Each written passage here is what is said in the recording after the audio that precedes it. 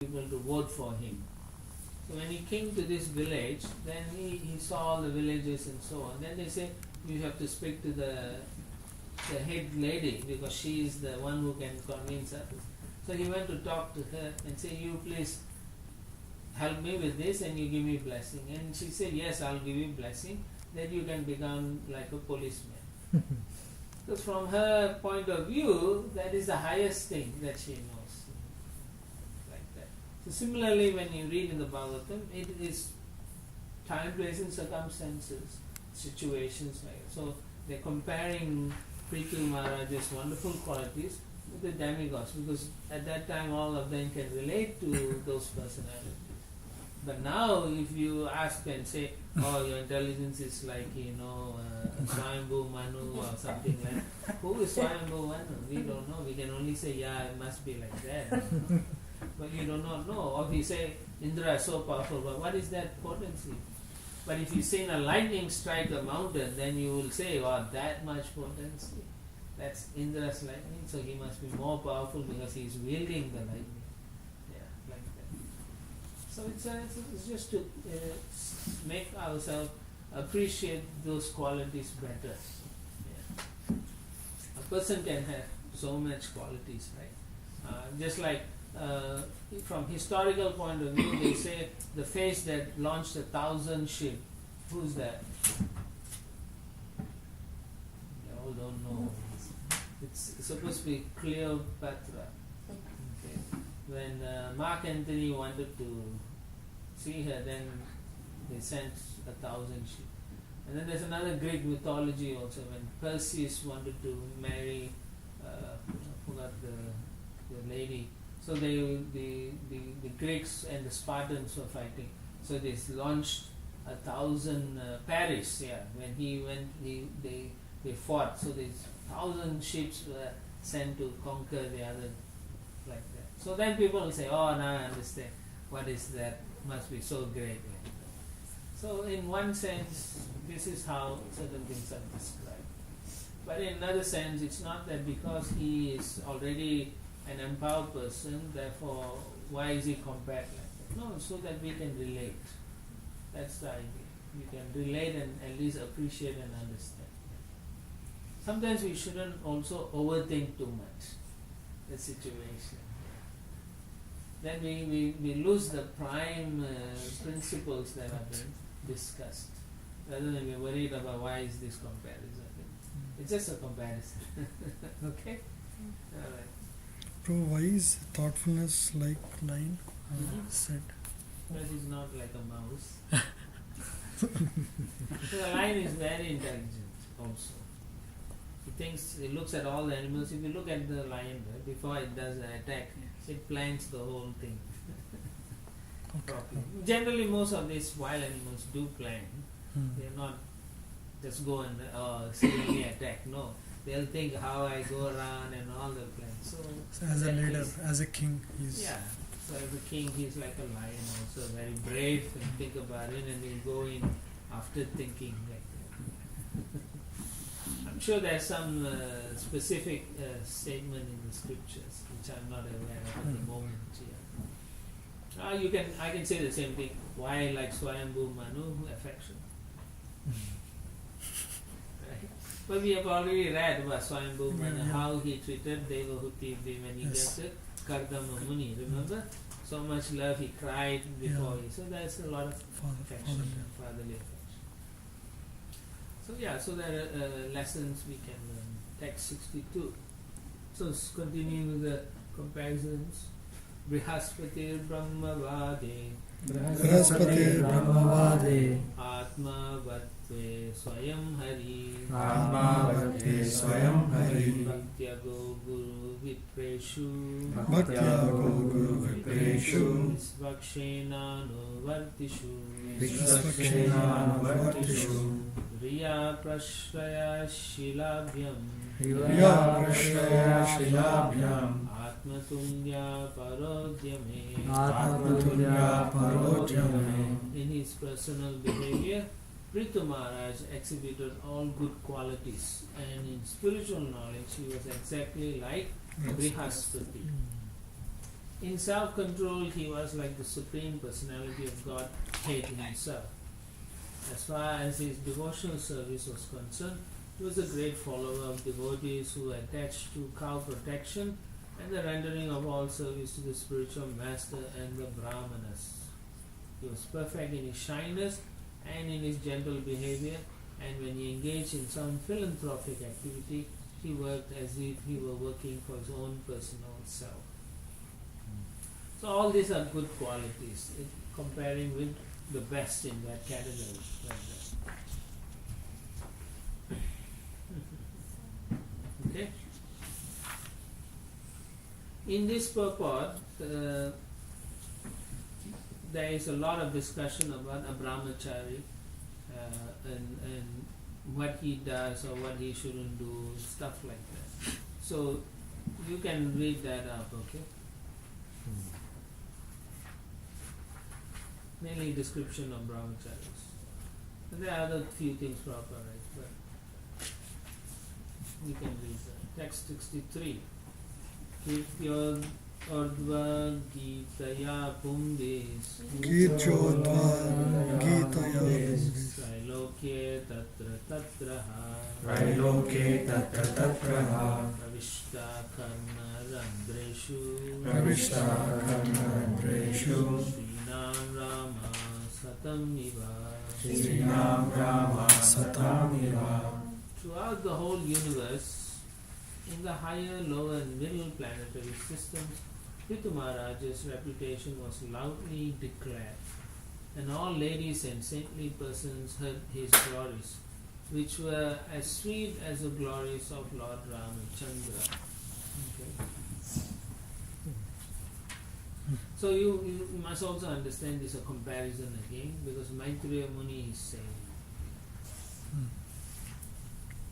In the previous verse, like Brihaspati is the chief priest of the heavenly kingdom, right? He is a follower of the philosophy known as Brahmavada or Mayavada. He's Brahmavada. but or Mayavada, that's what Prabhupada writes here.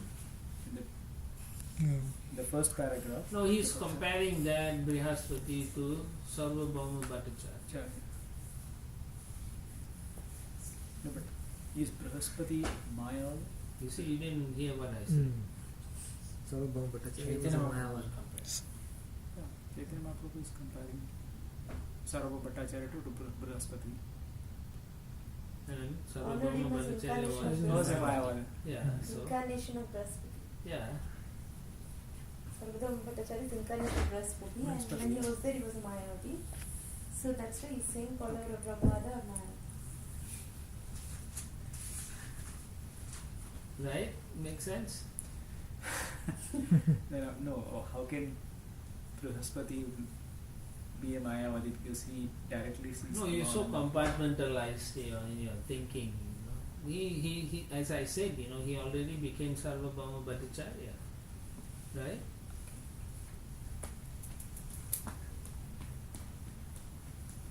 Where in the Bhagavatam, where does it say that Brihaspati is Mayavadi?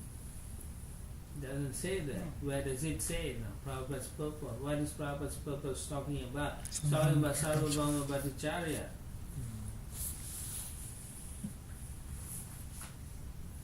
Yeah, when Lord Chaitanya talked to Sarvabhauma Bhattacharya, the Lord honored him as the incarnation of Brihaspati. Brihaspati is the chief priest of the heavenly kingdom, and he is a follower of the philosophy known as Brahmavada or Mayavada. Yeah, because he what can't you see that? When he was in Chaitanya Mahaprabhu's pastime, what was he doing?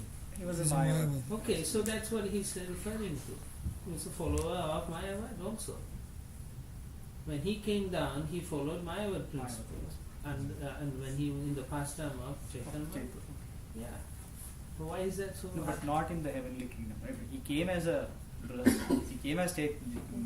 Sarvabhauma Bhattacharya, and there he followed as a Well, that's why I asked you where in the scripture have you read Brihaspati is preaching No, Mayavad? that's Who I'm preaches Mayavad? Sarvabhauma. No. Shankaracharya. Who? Shankaracharya. Yeah, where did he preach that? In the earthly kingdom. Yeah, so where is it in the heavenly planets? It's not there. Okay, so then why are you so confused? First time I'm seeing that, that's why I was. No, you have to see what it's referring to. That's what I'm trying you to see how you understand that. Follow the philosopher known as Brahmavada, because or Maya, because this is a follower concerning Sarvabhauma Bhattacharya. His follower. He's not expounding that. He's not the one who is preaching like Sankaracharya. He didn't start there. He's just a follower in the pastime of Chaitanya Mahaprabhu's Leela, Chaitanya Leela. Yeah. It's not like he is Mayavadi. No, he's not Mayavadi. I guess it's the way it's written you get confused maybe. Yeah, it's Because it says Saraswati, the chief priest in the heavenly kingdom, and he's a follower of the philosophy known as Maya.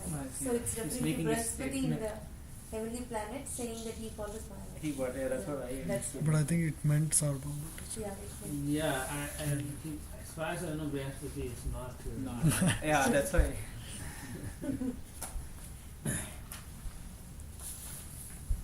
Anyway, I understood it the other way. I was thinking Prabhupada is talking about Sarvabhauma Bhattacharya, who is an incarnation of Brihaspati, and he was a chief priest also in the Jagannath Puri temple, and he was following the philosophy of Maya. that he refers to Sarvabhauma rather. That's what I'm thinking. They may have to look at it and rewrite the editing or something. It could be a mistake. Anyway, I'm not going to waste my time worrying about this.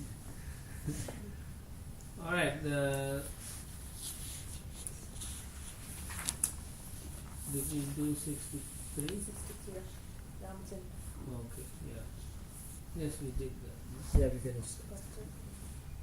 Yeah, anyway, in the purport, Srila Prabhupada talks about Ram Rajya again. Many times it's mentioned in the purports throughout the Bhagavatam how people want Ram Rajya, but they don't want to be ruled like Ram. Okay, there's no Ram, but everyone wants Ram Rajya. But the point is, they don't want Ram, but they want his Rajya. Right? They want the world to be so great, but how can it be great when you don't want to have God? That's what Prabhupada's point is. I want Lakshmi without Narayana. Yeah, it's the same principle.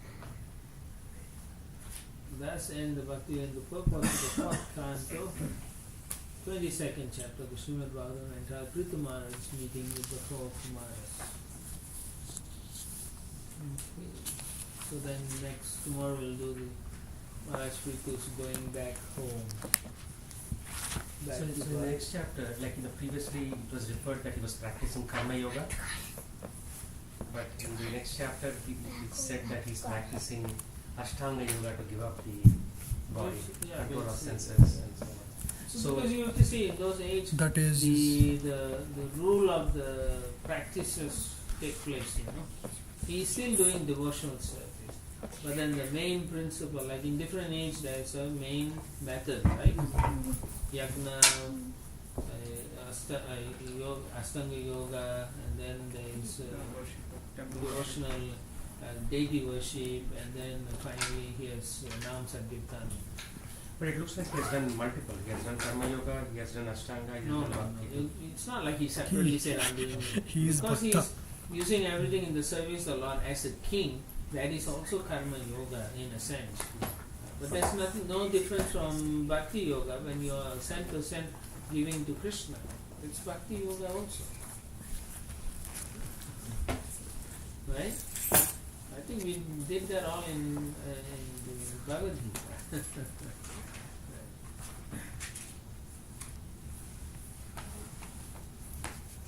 As long as you connect it with Krishna, then it is bhakti. But the activities may be predominantly karma or predominantly jnana, like that. So then jnana yoga, then bhakti yoga. But it comes under the umbrella of bhakti.